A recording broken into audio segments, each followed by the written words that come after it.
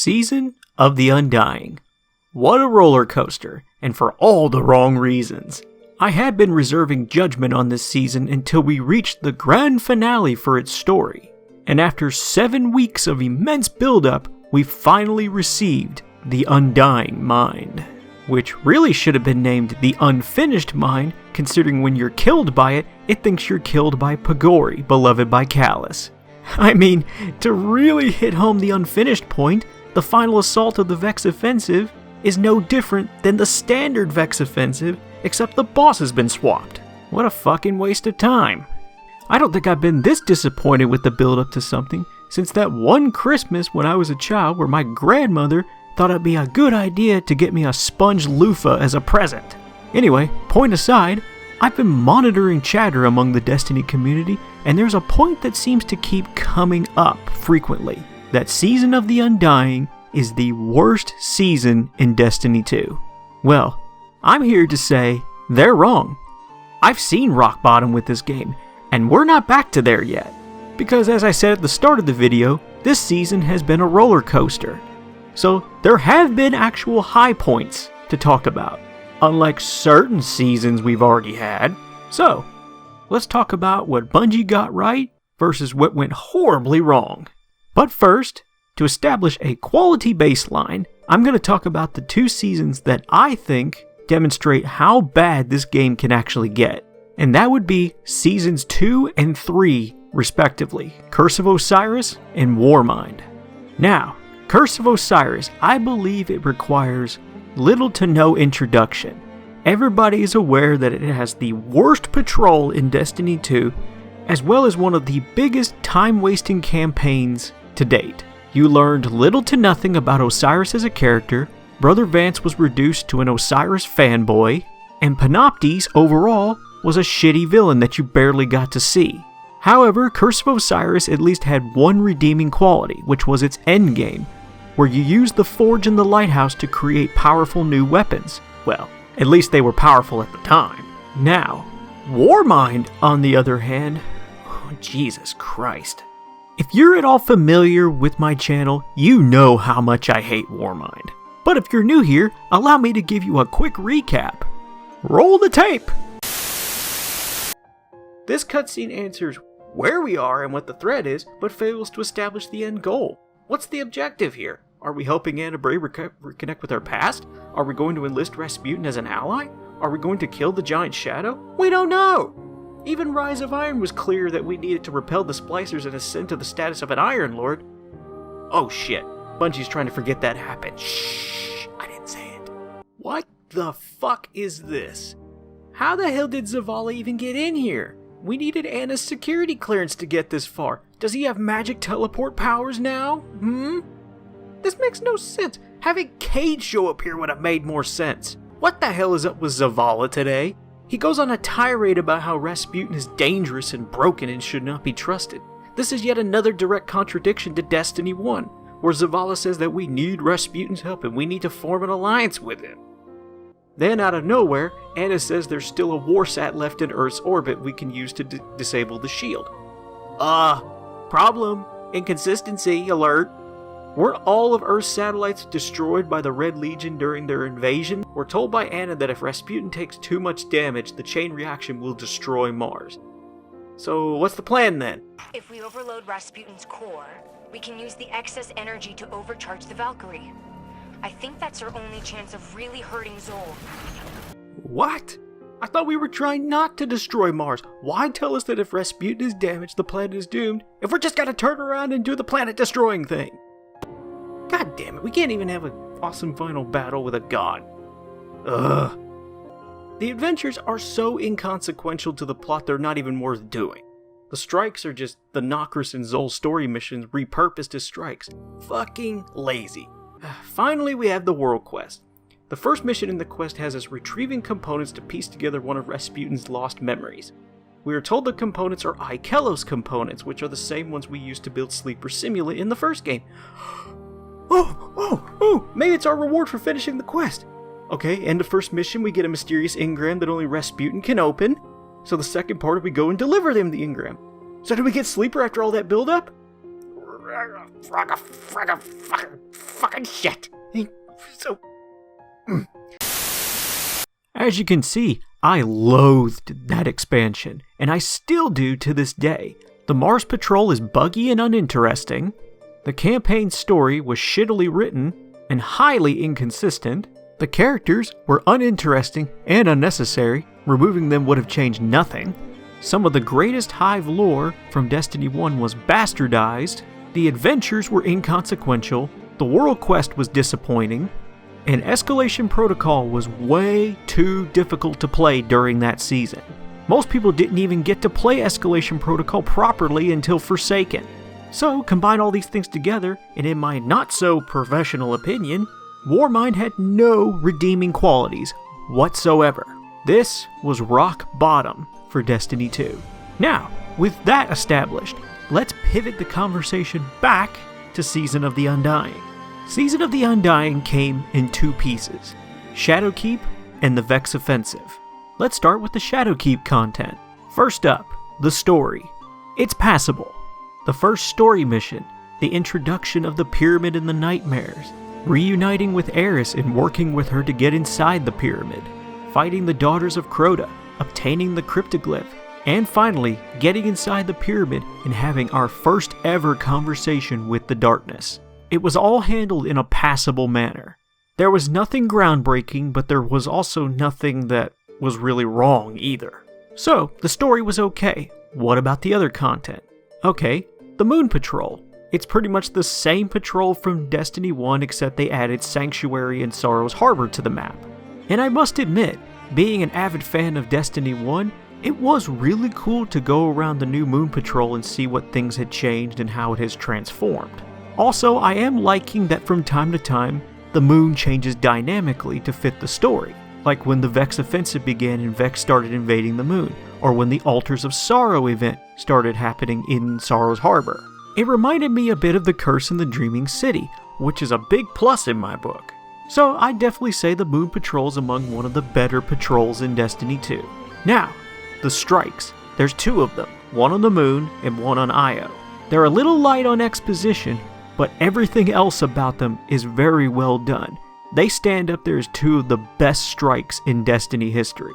The Nightmare Hunts, they stand in place of the adventures for this season.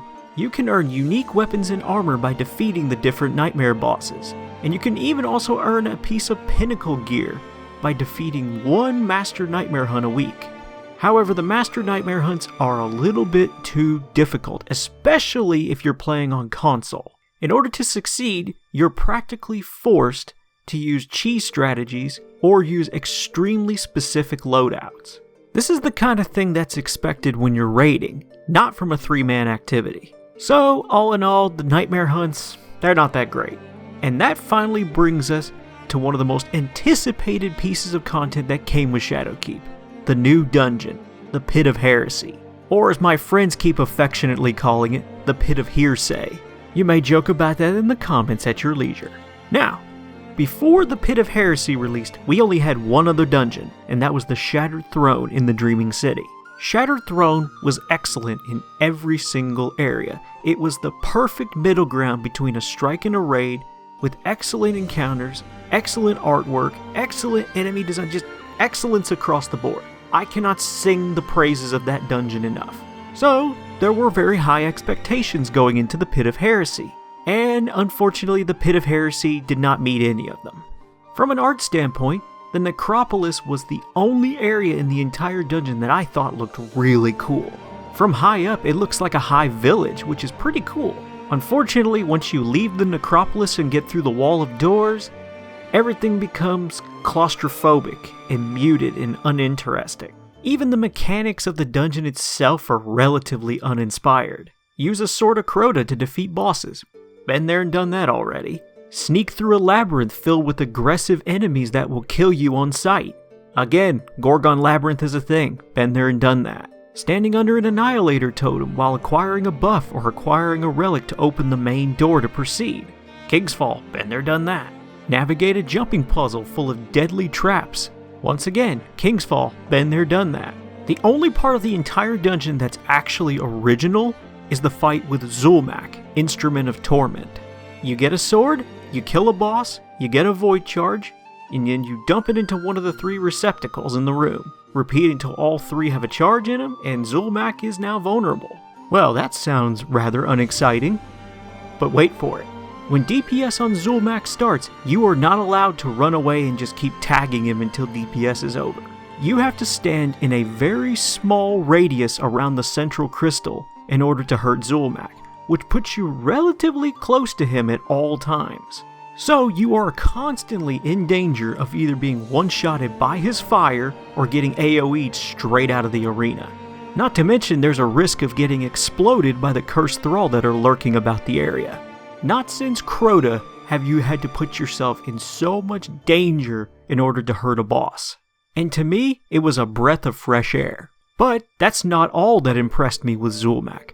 When he's defeated, the pinnacle drop you get is a guaranteed piece of masterworked armor, effectively making the Pit of Heresy one of the most rewarding activities that Destiny has ever seen. Now, does this make up for the rest of the dungeon being underwhelming? Hell no. But is it worth pointing out as a highlight of Shadowkeep? Absolutely. And that wraps up all of the Shadowkeep content to date. We're not certain if more content will be released with future seasons, but I would say I'm fairly satisfied with what we got, unlike the flip side of Season of the Undying. So now let's talk about the part of this season that has stirred up so much controversy among the community, the Vex Offensive. On the first weekend of the season, Vex Offensive launched to a very strong positive reception. We got a really cool cutscene of the Pyramidion where Vex are being constructed. We got a short yet reasonably good quest to go to the moon and try out the new Vex Invasion public event, which added a much needed additional powerful gear source. And then we were introduced to the Vex Offensive, a 6-man match-made horde mode taking place in the Black Garden. On that first weekend, it was fairly fun and rewarding to play. It wasn't as fun or engaging as the Menagerie from Season of Opulence, but it was good, at least to start with.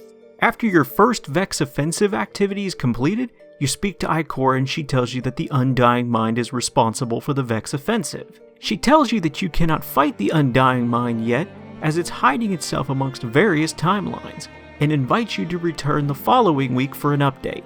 Now, before I go on to what happened the second week, the Garden of Salvation raid opened at the same time as Vex Offensive did. But I cannot give you any thoughts or impressions of the raid because I've been unable to play it.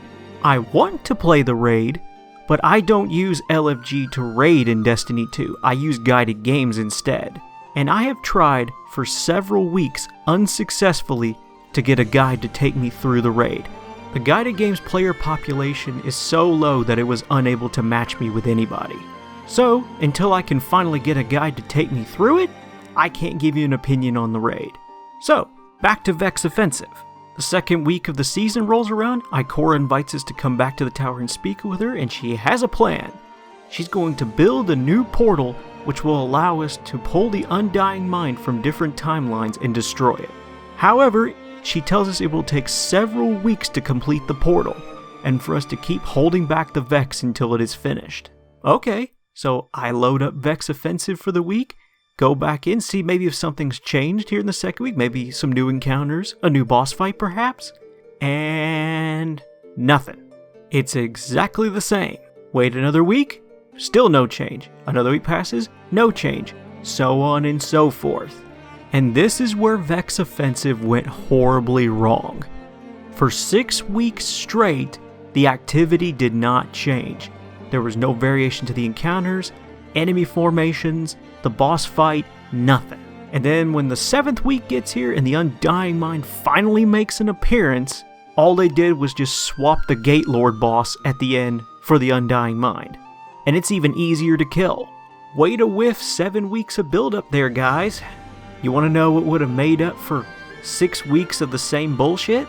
If they had simply reprised the Destiny 1 Undying Mind strike area and made it into the game's first ever 6-man strike, with the potential for the Imago loop to drop from the Undying Mind when it's defeated. While we would only have it for 3 weeks, imagine the legacy it would have left behind. Hell, even I would have been talking about it with my friends saying, hey, Remember for a little while there when they had that 6-man strike? That was pretty cool. But no, we've been left with a shit stain of a seasonal storyline with an activity that is so painfully throwaway that it would have been more engaging for you all to watch a video of me thinning my beard. Don't check my channel for that because you won't find it. So, all in all, Vex Offensive was a big fucking bust.